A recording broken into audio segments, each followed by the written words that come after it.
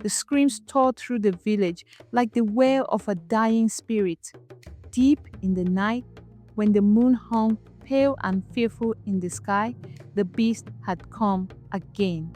It slithered from the cursed shadow valley, its massive form blending with the darkness, its eyes glowing like embers in the wind. The ground trembled beneath its feet as it moved with unnatural speed.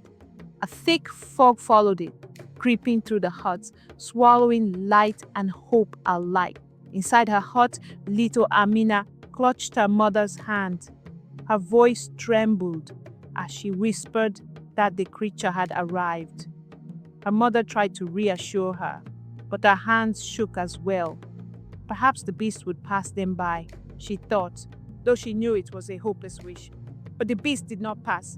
A deafening roar shattered the night, and then the roof of their hut ripped open as claws the size of a man's arm tore through the thatch. Amina screamed as the monster's breath, hot and foul, rushed over them.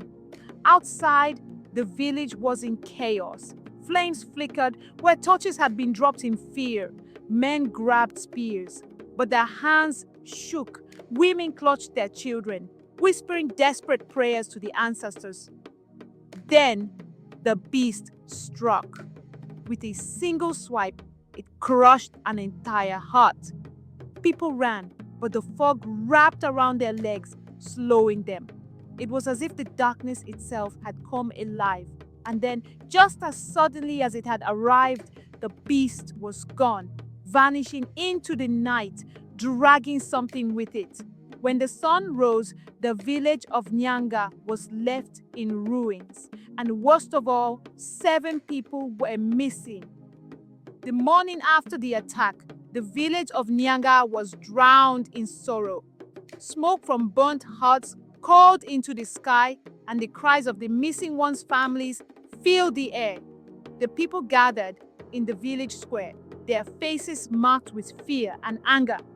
Gondo, a hunter with deep scars on his arms, was the first to speak, his voice filled with rage. This was the 3rd attack in 2 moons, and still they did nothing but cower. Others argued back, saying that no weapon could stop a beast that moved like a shadow and vanished into fog. Blame spread like wildfire. One woman accused the hunters, saying they had angered the spirits of the forest. Another man blamed the elders, claiming their prayers had failed them. Some even turned on the blacksmith, accusing him of refusing to make stronger weapons. The village turned against itself, each blaming the other for the terror that haunted them. As they argued, an old voice cut through the noise like a blade. Mama Zodwa, the village's oldest and wisest elder, stood tall despite her years, her face lined with the wisdom of 100 seasons.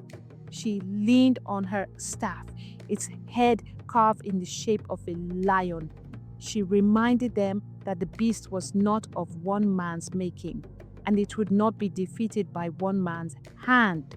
If they did not stand together, they would all fall alone. But the villagers only grumbled. Some shook their heads and walked away, their hearts too full of fear to listen. That night, the monster came again, and the village lost 5 more souls. After the 4th attack, a group of hunters could no longer stand by. Gondo and 6 of the strongest warriors gathered their spears and arrows. If the village would not act, they would. They journeyed into Shadow Valley, following the monster's trail. The air grew thick as they entered the cursed land. The trees loomed overhead, their twisted branches forming claw-like hands. The ground was damp, swallowing their footsteps like a grave waiting to be filled. They set their trap, a deep pit covered with branches and leaves. They smeared poisoned meat on the ground, hoping to lure the creature in. Then they waited. Night fell. A growl rumbled through the trees, shaking the leaves. The hunters gripped their weapons. From the darkness, the beast emerged. It was larger than they had imagined. Its fur was black as midnight, its fangs long as daggers, its eyes burned, filled with a hunger that could never be satisfied.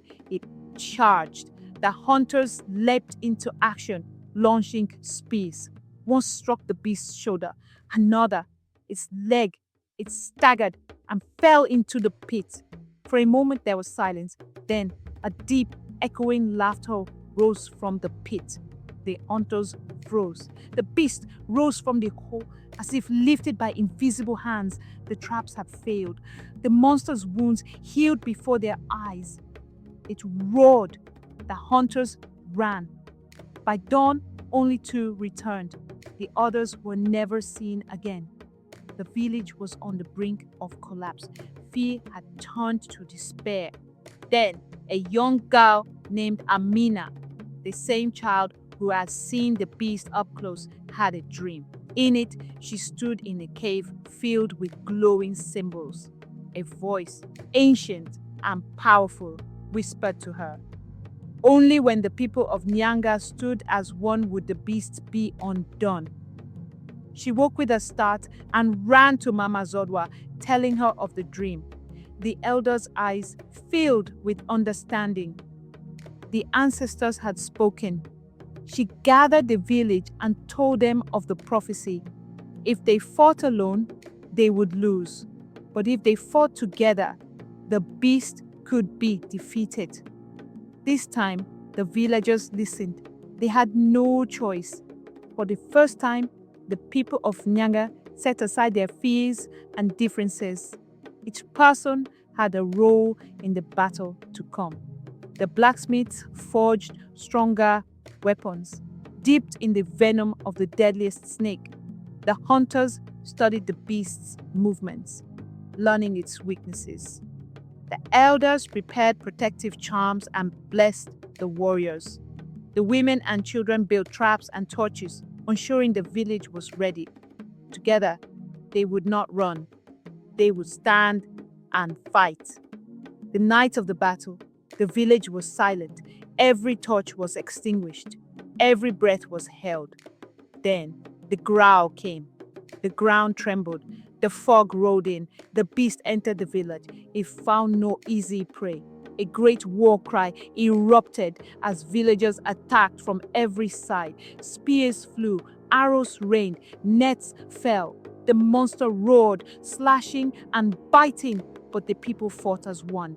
It lashed out at a warrior, only for three more to strike from behind.